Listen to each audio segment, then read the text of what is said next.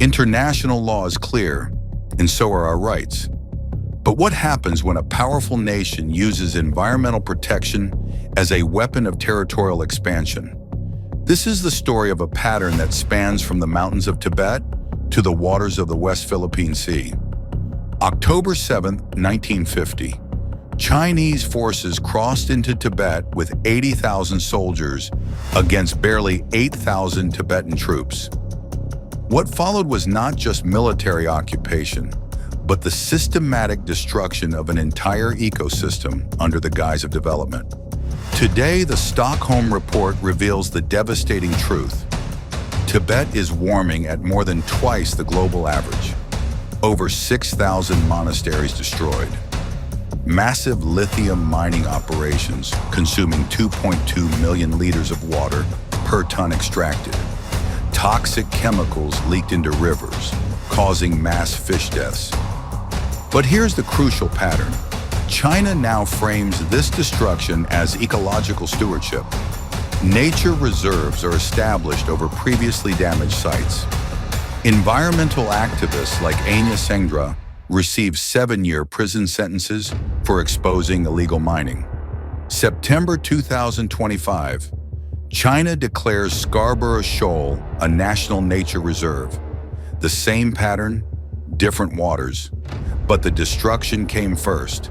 The Asia Maritime Transparency Initiative documented 1,900 acres of reef damage at Scarborough, more than any other reef in the South China Sea.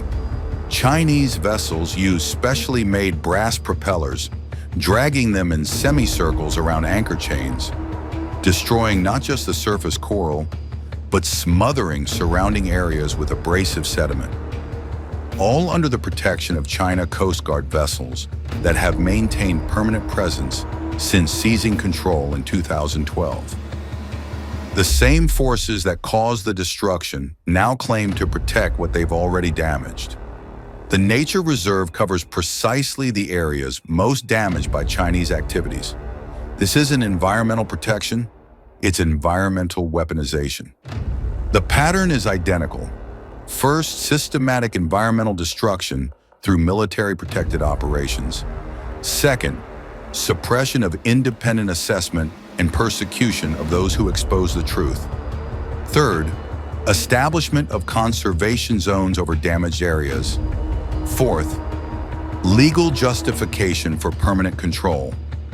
In Tibet, this affects nearly 2 billion people downstream as Asia's water tower collapses. At Scarborough, it threatens the livelihoods of Filipino fishing communities and regional maritime security. The Philippines continues to advocate peaceful, legal solutions anchored in international law. The 2016 Arbitral Tribunal ruling stands. UNCLOS provisions remain clear. No amount of environmental propaganda can change these facts. Together, we remain vigilant defenders of maritime integrity. The pattern from Tibet to our seas must not be normalized. Environmental pretexts for territorial expansion must be exposed for what they are: systematic cognitive warfare.